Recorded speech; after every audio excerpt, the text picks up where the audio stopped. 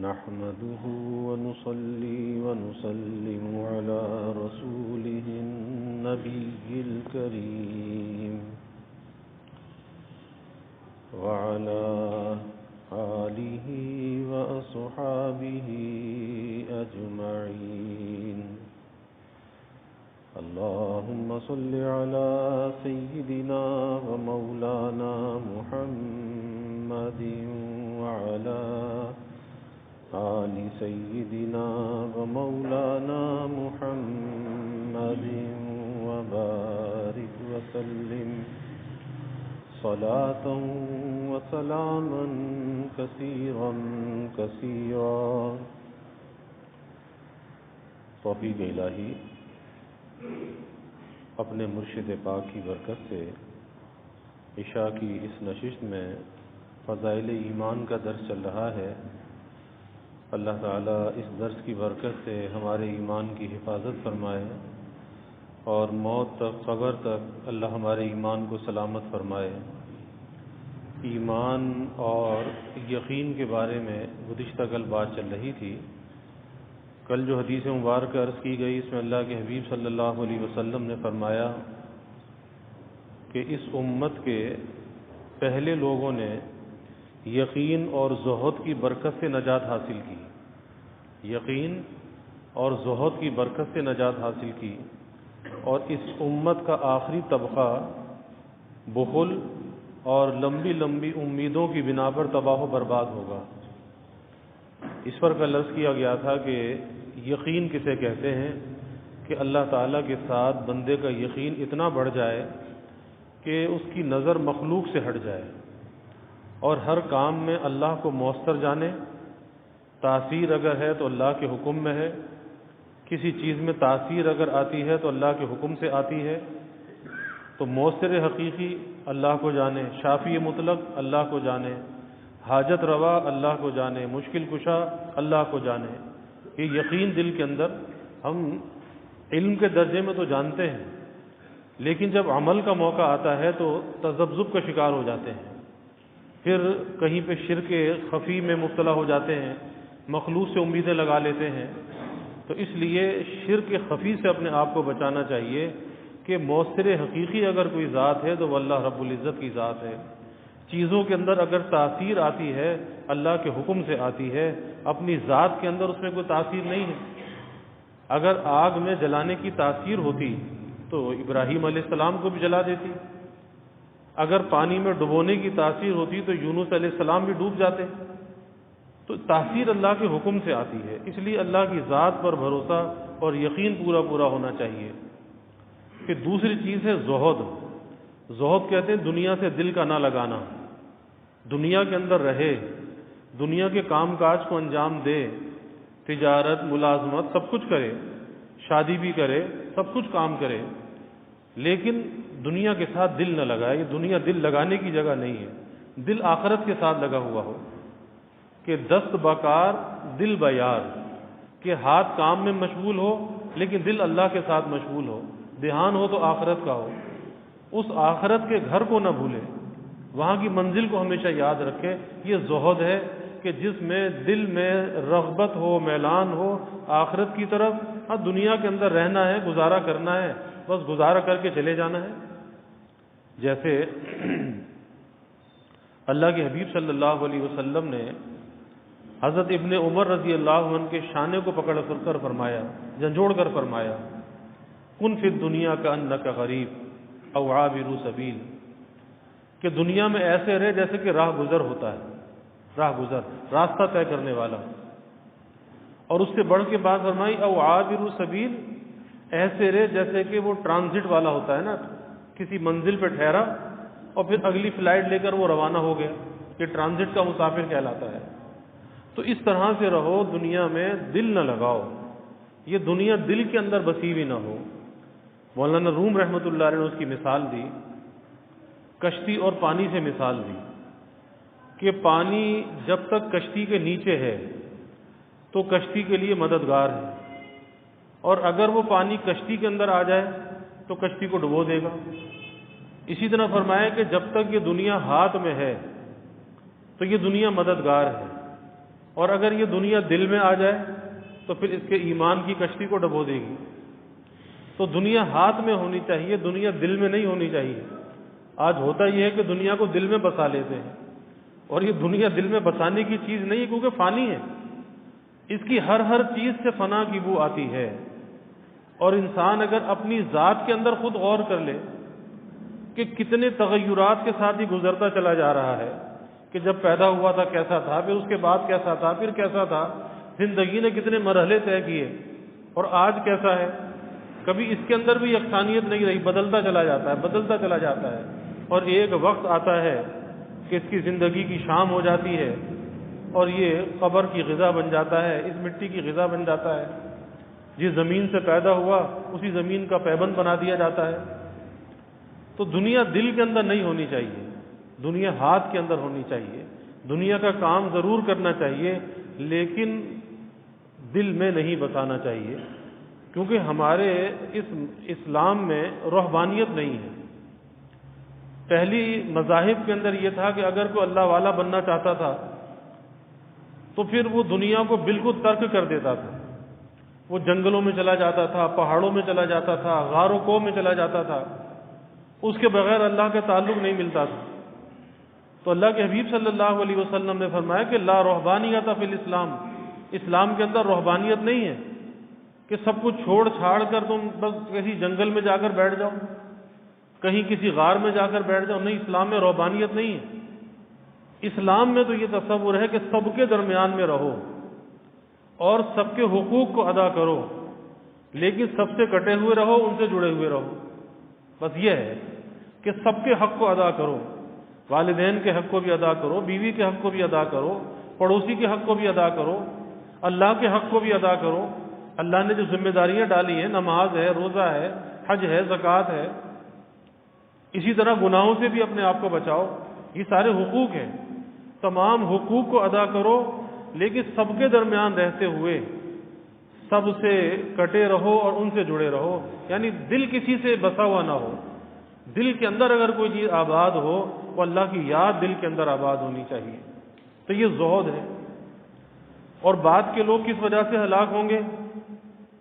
بخل کی وجہ سے ہلاک ہوں گے۔ بخل، کہ جہاں خرچ کرنا چاہیے وہاں پہ آدمی خرچ نہ کرے۔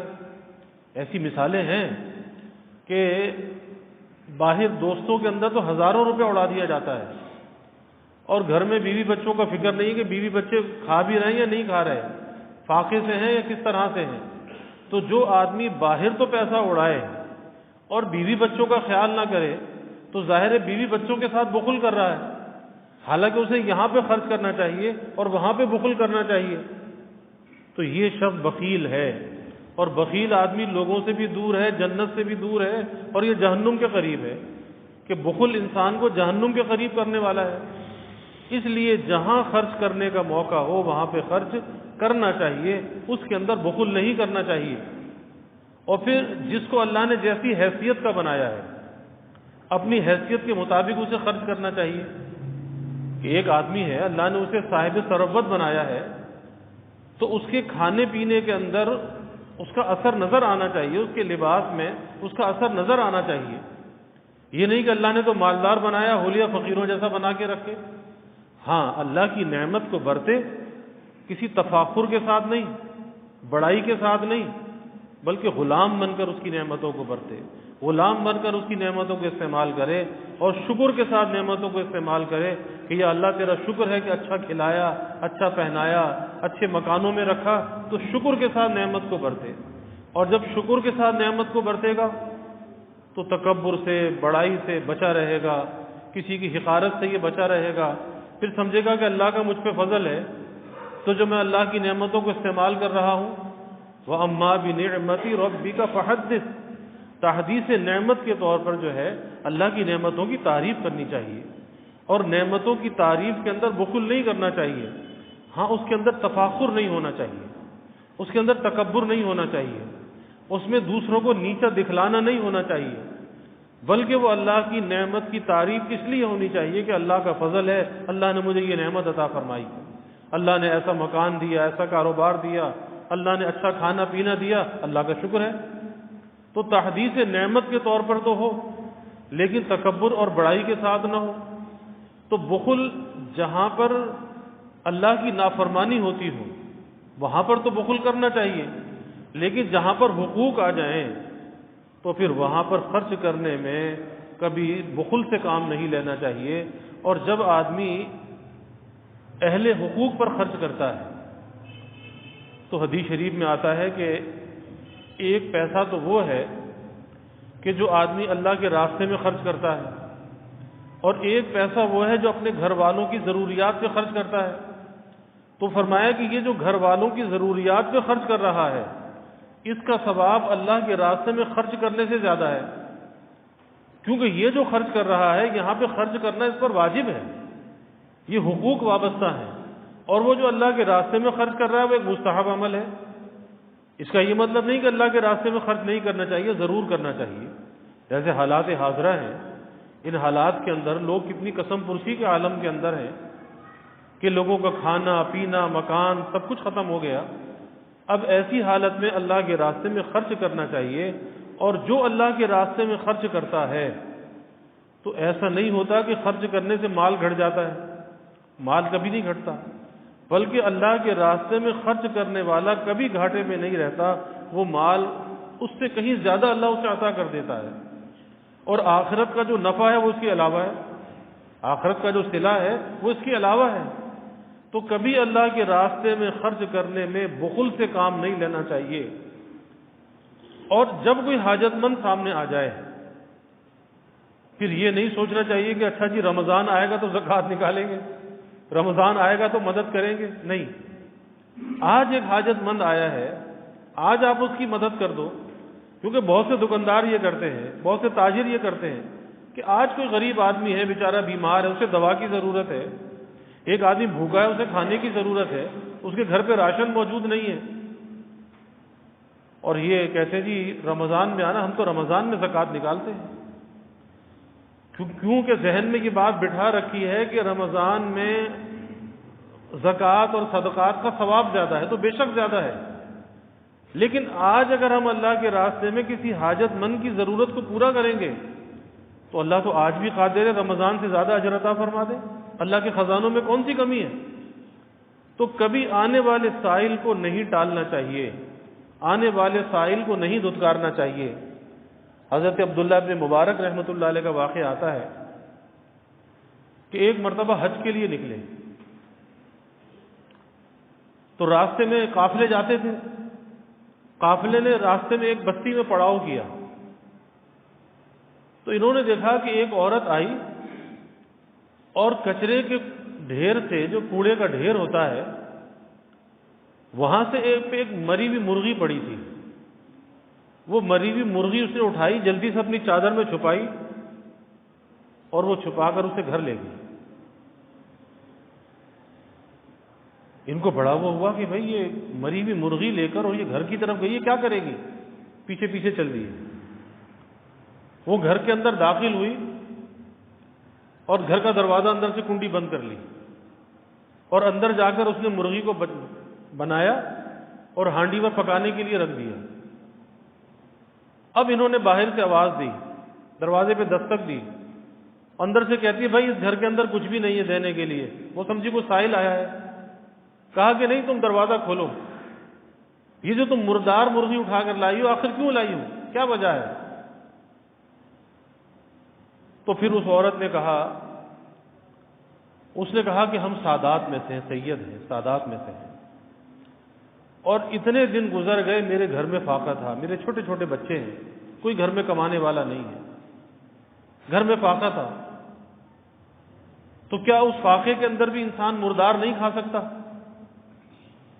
انہوں نے کہا کہ تم ٹھہرو، کہ بازار گئے، بازار سے بہت سا راشن خرید کے لائے اور وہ راشن لا کر ان کو دیا، اور پھر جو رقم حج کے خرچ کے لیے ساتھ تھی وہ رقم بھی ساری اس خاتون کو دے دی اور اپنے حج کا جو ارادہ ہے ملتوی کر دیا، کہا کہ بس اب میں حج پہ نہیں جاتا، اور وہ سارا خرچ اس کے حوالے کر دیا اور خود واپس چلے گئے۔ اب جب یہ حج کا زمانہ گزر گیا اور وہ قافلے جب حج سے واپس آنے لگے تو لوگ انہیں حج کی مبارکباد دیتے ہیں، کہتے ہیں بھائی میں تو حج پہ گیا نہیں. کہا جی ہم نے تو آپ کو فلاں جگہ حرم میں طواف کرتے ہوئے دیکھا تھا، ہم نے تو آپ کو صفا مروہ میں سعی کرتے ہوئے دیکھا تھا، ہم نے تو جمرات پہ رمی کرتے ہوئے دیکھا تھا، ہم نے تو عرفات کے میدان میں دعا کرتے ہوئے دیکھا تھا. اب ایک نہیں دسیوں گواہیاں آ رہی ہیں، یہ پریشان ہے کہ یا اللہ یہ کیا ماجرا ہے.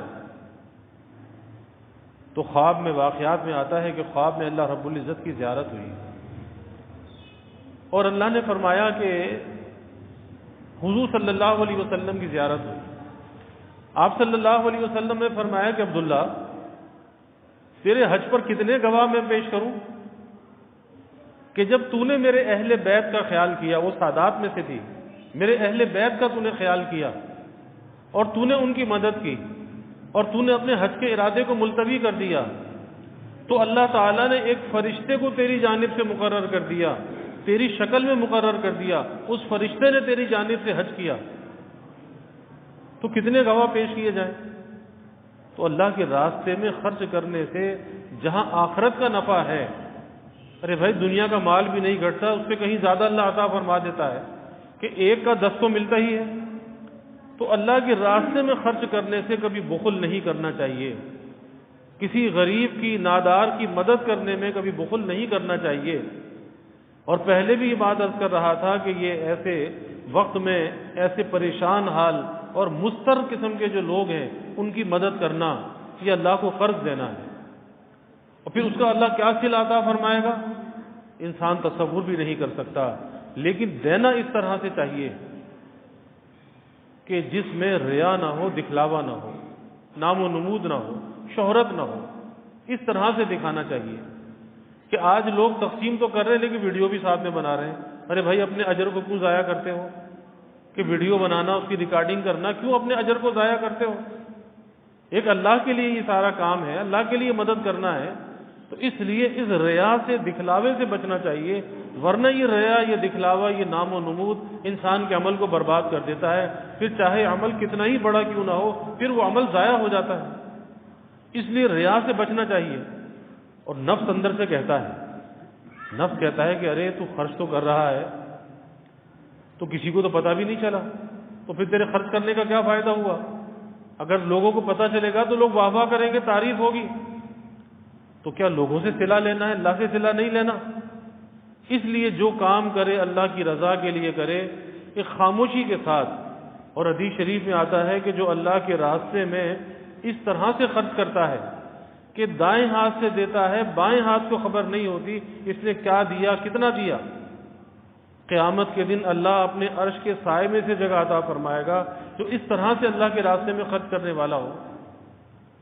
تو اللہ کے راستے میں خرچ کرنے میں بخل نہیں کرنا چاہیے. اور حالات حاضرہ کا تقاضا ہے کہ جو آدمی جس طرح سے کسی کی مدد کر سکتا ہے اسے مدد کرنی چاہیے، تاکہ یہ بے سہارا اور بے آسرا جو لوگ ہیں کسی طرح سے اللہ ان کی آباد کاری کا انتظام کر دے، اللہ ان کی زندگیوں کو بحال کر دے. آپ دیکھیں کہ اس وقت پورا ملک جو ہے وہ دریا اور سمندر کا نقشہ پیش کر رہا ہے کہ بستیوں کے نام و نشان نہیں ہیں، بستیاں دریا بنی ہوئی ہیں، جہاں دیکھو تا حد نگاہ پانی پانی نظر آتا ہے. عجیب ایک آزمائش کا یہ دور ہے، آزمائش کا زمانہ ہے. اللہ سے ڈرنا چاہیے، اللہ سے پناہ مانگنی چاہیے کہ یا اللہ اس آزمائش سے ہمیں نجات عطا فرما دے. تو بخل کرنے والا اپنی تباہی اور بربادی کو دعوت دیتا ہے، جو جائز جگہ پہ حقوق کے اندر خرچ نہ کرے. اور دوسری بات یہ کہ لمبی لمبی امیدیں یہ انسان کو تباہ کر دیتی ہیں. اور یہ کون فرما رہے ہیں؟ اللہ کے حبیب صلی اللہ علیہ وسلم فرما رہے ہیں کہ اپنی امیدوں کو ہمیشہ کم رکھنا چاہیے. توقعات، امیدیں، اس کو ہمیشہ کم رکھنا چاہیے. اگر لمبی لمبی امیدیں وابستہ کر لی، لمبی لمبی توقعات وابستہ کر لی اور ایسا نہیں ہوا تو پھر پریشانی ہوگی، زندگی مشکل ہو جائے گی، زندگی اجیرن ہو جائے گی، پھر دنیا بھی برباد اور آخرت بھی برباد. کیونکہ اللہ کے حبیب صلی اللہ علیہ وسلم فرماتے ہیں کہ اس امت کا آخری طبقہ جو تباہ و برباد ہوگا بخل کی وجہ سے تباہ و برباد ہوگا کہ جائز جگہ پر تو خرچ کرے گا نہیں، لیکن نام و نمود کے لیے خرچ کر دے گا، شہرت کے لیے خرچ کر دے گا. آپ دیکھ لیں کہ پڑوس میں غریب رہتا ہے، اس غریب کی تو مدد کرتا نہیں ہے، لیکن وہ 50 دیگیں بنا کے بانٹ دیتا ہے۔ بڑی شہرت ہوتی ہے جی اتنی گائے ذبح کی اور اتنی دیگیں بنا لی۔ ارے اگر خاموشی سے کچھ راشن پڑوسی کے گھر میں بھجوا دیتا، جو بیچارہ مستحق بھی تھا، جو سفید پوش بھی ہے، کسی کے آگے سوال بھی نہیں کرتا، تو کتنا تجھے اللہ اجر دیتا۔ لیکن وہ نفس کی شرارت ہوتی ہے کہ کسی کو پتا تو چلے گا نہیں، پھر لوگ کیسے تعریف کریں گے، لوگوں کو کیسے پتا چلے گا اتنا بڑا سخی تھا۔ تو یہ بخل جو ہے یہ انسان کو تباہ کرنے والا، اور لمبی لمبی امیدیں یہ انسان کو ہلاکت اور بربادی کی طرف لے جاتی ہیں۔ اللہ تعالی ہم سب کی حفاظت فرمائے۔ وآخر دعوانا الحمد للہ رب العالمین والعاقبۃ للمتقین والصلاة والسلام علی اشرف الانبیاء والمرسلین اللہم صل علی سیدنا و مولانا محمد وعلی آل سیدنا و مولانا محمد وبارک وسلم ربنا آتنا فی الدنیا حسنہ وفی الآخرۃ حسنہ وقنا عذاب النار ربنا اتمم لنا نورنا واغفر لنا انک علی کل شیء قدیر اللہم اعنا علی ذکرک وشکرک وحسن عبادتک اللہم وفقنا لما تحب وترضى من القول والعمل والفعل والنیة والہدى انک علی کل شیء قدیر اللہم ارزقنا حبک وحب حبیبک صلی اللہ علیہ وسلم اللہم ارزقنا شہادۃ فی سبیلک واجعل موتنا ببلد رسولک یا اللہ یا رحمان یا رحیم یا کریم یا ارحم الراحمین یا اکرم الاکرمین۔ یا اللہ ہمارے گناہوں کو معاف فرما، یا اللہ ہماری خطایا سے درگزر فرما، یا اللہ اپنی محبت معرفت عطا فرما، یا اللہ اپنی رضا والی زندگی نصیب فرما، اپنے رضا والے کاموں کی توفیق عطا فرما، اپنی مرضیات پہ چلنا آسان فرما، ظاہری باطنی ہر قسمی ترقیات عطا فرما۔ یا اللہ ہمیں سخاوت کا عادی بنا، بخل سے یا اللہ ہماری حفاظت فرما، طول عمل سے یا اللہ ہماری حفاظت فرما۔ یا اللہ سب کے دلوں کے نیک ارادوں کو، تمناؤں کو از غیب پورا فرما، سب کی حاجات کو پورا فرما، سب کی پریشانیوں کو دور فرما، بیماریوں سے یا اللہ حفاظت فرما، ہر ناگہانی بلا اور مصیبت سے یا اللہ حفاظت فرما، زمینی آسمانی آفات سے یا اللہ حفاظت فرما، موذی امراض سے یا اللہ حفاظت فرما۔ یا اللہ اس سیلاب کے جو متاثرین ہیں، اے اللہ یہ مصیبت زدگان ہیں، اے اللہ تو ان کی دستگیری فرما، ان کی مدد فرما، یا اللہ ان کی حفاظت فرما، کفالت فرما، ہر ضرورت کو یا اللہ از غیب پورا فرما۔ یا اللہ ایسی آزمائش سے، امتحان سے یا اللہ تیری پناہ چاہتے ہیں، یا اللہ تو ہم سب کو اپنی حفاظت میں لے لے۔ یا اللہ ہم قدم قدم پر تیری حفاظت کے محتاج ہیں، تیری مدد کے یا اللہ محتاج ہیں۔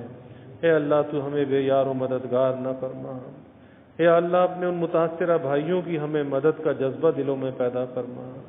یا اللہ غیب سے ان کی آباد کاری کا انتظام فرما، مخلوق کے آگے رسوا نہ فرما، اپنی غیبی مدد کو یا اللہ شامل حال فرما۔ یا اللہ بے ٹھکانوں کو ٹھکانہ عطا فرما، ان کی غذا کا، ان کے لباس کا یا اللہ انتظام فرما۔ اے اللہ بیماریاں پھوٹ رہی ہیں، یا اللہ تو صحت اور عافیت عطا فرما۔ یا اللہ ان کے بہت سے لوگ بچھڑ چکے، اے اللہ بچھڑے ہو کو ان کے ساتھ ملا دے۔ اے اللہ جو مرحومین ہیں، یا اللہ ان کی مغفرت فرما۔ یا اللہ ہمارے آج حاجی ظہیر الدین صاحب کا انتقال ہوا، یا اللہ ان کی بھی مغفرت فرما، ان کے درجات کو بلند فرما، اپنے جوار رحمت میں یا اللہ جگہ عطا فرما، آخرت کی منزلوں کو یا اللہ آسان فرما۔ یا اللہ قبر کو جنت کا باغ بنا، لواحقین اور پسماندگان کو یا اللہ صبر جمیل عطا فرما۔ یا اللہ یہ موت کی منزل ہم سب کے لیے آسان فرما، اپنے دھیان والی، استحضار والی، اپنے ذکر والی موت ہمیں عطا فرما، موت کی رغبت ہمارے دلوں میں پیدا فرما۔ اے اللہ اپنی ملاقات کا شوق ہمیں عطا فرما۔ یا اللہ میدان حشر کی ذلت و رسوائی سے بچا۔ اپنے حبیب صلی اللہ علیہ وسلم کی شفاعت نصیب فرما، آپ کی شفاعت سے جنت کا ٹھکانہ عطا فرما۔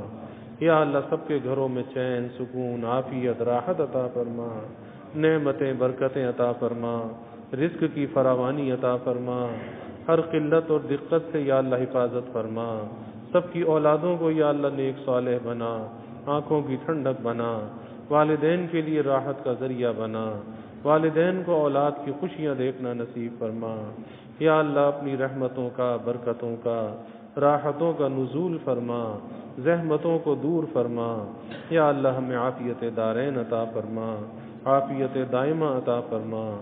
ربنا تقبل منا انك انت السميع العليم وتب علينا انك انت التواب الرحيم وجزى الله عنا محمدا صلى الله عليه وسلم معه وآله وصلى الله تعالى وسلم على النبي الكريم آمين برحمتك يا رب۔